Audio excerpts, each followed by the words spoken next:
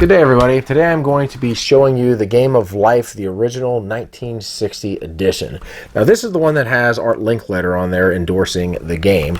Now the object of this game is you want to be the person that has the most amount of money before the game ends. I decided to review this game just to kind of show what it was like before the game has evolved and had evolved into what it is today. For one thing, there are no life tiles in this game. You're not necessarily going to be able to choose your profession. You're not going to be able to choose your house. You're just simply going to buy a house whenever you land on the space. There's also a money strip in this game where you can bet money and you can play the stock market and things like that. So let's go ahead and show you this game.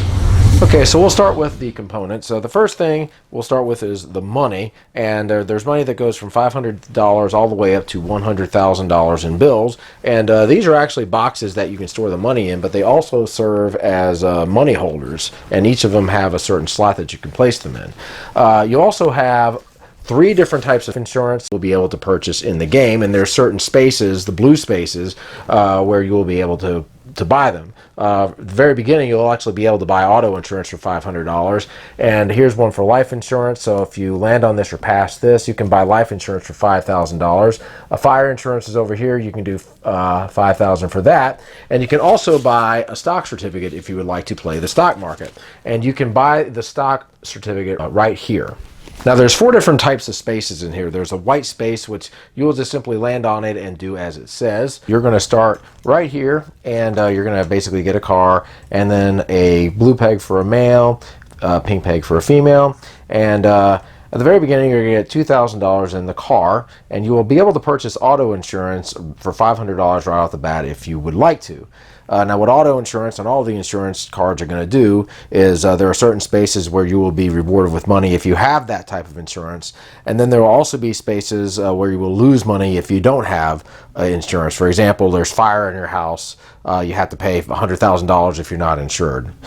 So what you'll do is you'll either choose this path or this path to go. The business path is faster, but you're going to get a basic salary of $5,000. Whereas if you go the college route, you've got some careers over here where you might land on which would be worth more than the business salary. At the very least, you're going to get $6,000. And then you have the different careers that you have. You have the doctor, which will get $20,000 for, the journalist 10, the lawyer 15, the teacher 8, and then the physicist, which is $10,000, and then you'll have the bachelor's degree, which is worth $6,000. You'll just simply spin the wheel and you'll move that amount of spaces. Anytime you land on or pass a payday, you are going to receive your salary that you got from this section.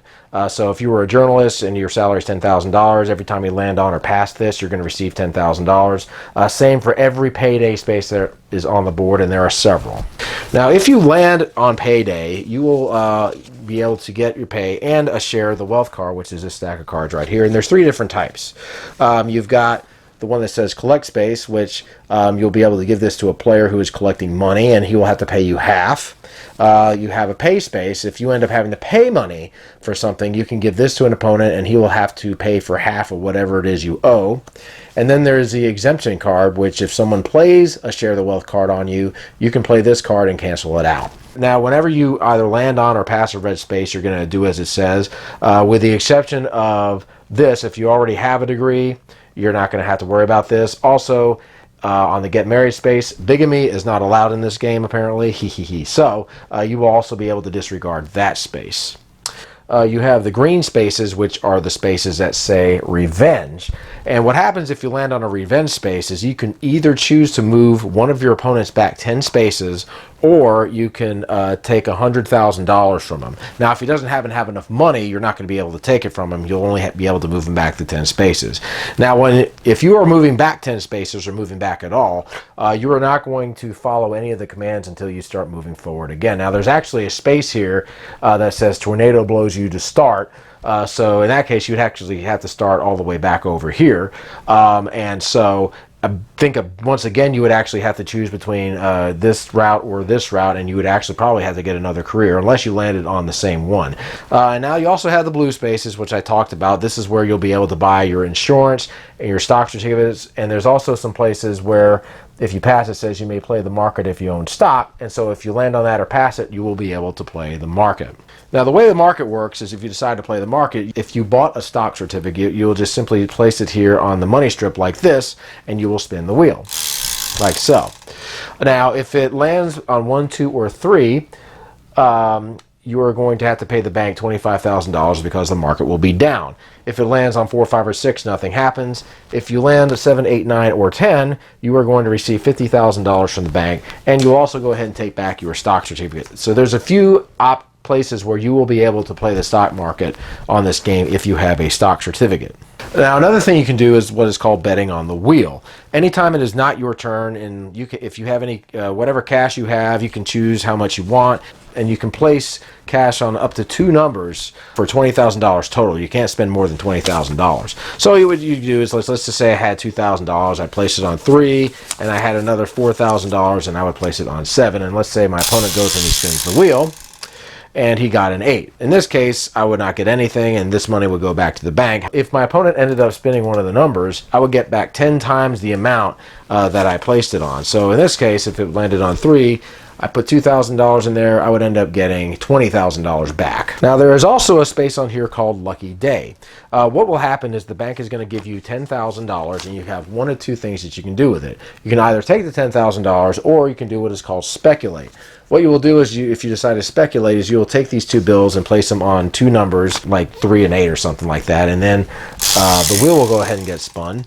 And in this case, again, I did not win. But if I had chosen the right number, I will have ended up winning $150,000. Now, anytime you want, you will be able to borrow money from the bank anytime you run out, and you'll be getting a promissory note that's worth $20,000. So if you need to borrow money, you'll just take them in $20,000 increments. Now, a couple of things. There's a couple of spaces where it says payday, and then it says interest due. If you land on that, then you're going to have to pay at least $500 for every $20,000 promissory note that you have, and there's a few spaces like this. Now, also, on the day of reckoning, you're going to have to pay these back at a rate of $25,000 per $20,000 note that you have. Get married space. Now, once you get married, you're going to go ahead and add a spouse. So let's just say I'm the red car. I will go ahead and add my wife over here, and of course you'll stop once you reach this space. The next thing you'll get is you will get presents. So what you'll do is you'll spin the wheel. If you get a 1, 2, or 3, you'll get $1,000. If you get a 4, 5, or 6, you get $500. For everything else, you'll get nothing. And then you'll get whatever money from each opponent. And the next thing you'll do is you'll just simply spin the wheel, and then you'll move that amount of spaces for your honeymoon. 1, 2, 3, 4. There are also spaces on here where you will be adding a baby boy or baby girl or twin. So if you end up landing on that, let's say I landed on a baby girl, I would go ahead and put the said gender into my car like so, and if you have more than 6, you just stack them in there however you can. And then you'll also receive gifts. If for any son or daughter you have, you'll receive $500 from everybody, and if you end up having twins, everybody is going to pay you $1,000. Over here we have the toll bridge, and what happens with this is the first player that crosses over the toll bridge is going to be receiving $20,000 toll from each player that crosses over it. So if I'm the first one that crosses over it, the second player crosses will give me $20,000, the third will give me $20,000, etc. Over here we have the Day of Reckoning space over here, and on either side we have the Poor Farm over here, or Millionaire Acres. Now, on the Day of Reckoning, the first thing you're going to do is you're going to receive $20,000 for each child that you have. Any promissory notes that you have to basically pay an extra $5,000 for each $20,000 that you have. Now you'll also get to make a big decision. You can try to go for what is called the Millionaire Tycoon. And what you'll do is you'll place all the money that you have on one of these number spaces over here. Let's say you pick 5. If you have no money, you will just simply use your car. And then what you will do is you will spin the wheel, like so. Now, I did not spin a 5. So in this case, I will have lost everything, and I will end up putting my car on the Poor Farm like this, and everybody else will continue playing. However, if I ended up getting the 5, I will have automatically won the game. Now, when you get to the Millionaire Acres right over here, the first person to get there is going to receive a $100,000 bonus, and then they're going to be able to collect what are called lucky number fees. What this basically means is you'll go ahead and spin the wheel, like so, and let's say Orange was over here and he rolled a 4, or he spun a 4. So what he'll do is he'll put his car over there, and then any person that spins a 4 while they're trying to get to the end of the game, you're going to receive $10,000 each time that number is spun. Now, anybody that gets the Millionaire Acres can still bet on the wheel, and they can also collect their bridge tolls, and they can also use any share the wealth cards that they have. And an opponent can still give them a pay card if they so desire. So at the very end of the game, after everybody has reached Millionaire Acres, everybody's going to go ahead and count up their money.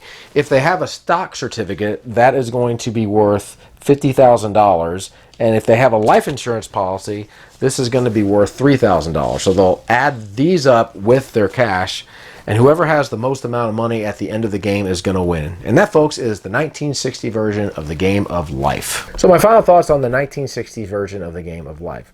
Well, I had played both versions and some of the evolutions of life. And with this one, there is some more decision-making, I believe, that you get to make in this game. In this game, you're going to basically be choosing if you want to play the stock market, if you want to speculate and try to win some big money, and also betting on the money strip. Now, I've tried betting on the money strip, and I've never won. I mean, you have a 2 out of 10 chance of winning. And the same goes for all the other times you'll get to bet on the money strip. The chances of winning are very, very slim, especially if you are doing trying to go for the Millionaire Tycoon. But at the very least, if this game does get away from you, like the first time I played this with my wife, I was landing on all the bad spaces. I was getting promissory note after promissory note after promissory note, and I was just getting killed. So having an option at the very least to be able to win using the Millionaire Tycoon is an incentive for me to actually stay in the game. This is a game that is very much based on luck. It's you spin, you move, you follow the directions, and you're either going to spend money or you're going to win money. Now, of course, the share the wealth cards, they can be very helpful. If you end up having to pay a big debt, you can try to slam somebody with share the wealth card to help them pay or collect money. But again, you have to land on the payday spaces in order to do that. Would I recommend this game? Well, this is the Game of Life. It's been around for ages. It's a pretty simple game to learn. It's mainly rolling and moving and following the directions, but there are some things that you can do on the side with the share the wealth cards, and then with the money strip, you can do things with that too. And you can also move people back as well. So if you land on the revenge space and someone is far ahead of you, you can end up moving them back instead of collecting the money. So there's also a few choices as well. So I think that this game has more choices than the more current versions that are out there. So if you want to give this game a try, go for it. It's old school and it's still a classic. So guys, that's my review of the Game of Life 1960. We'll see you later. Keep on gaming.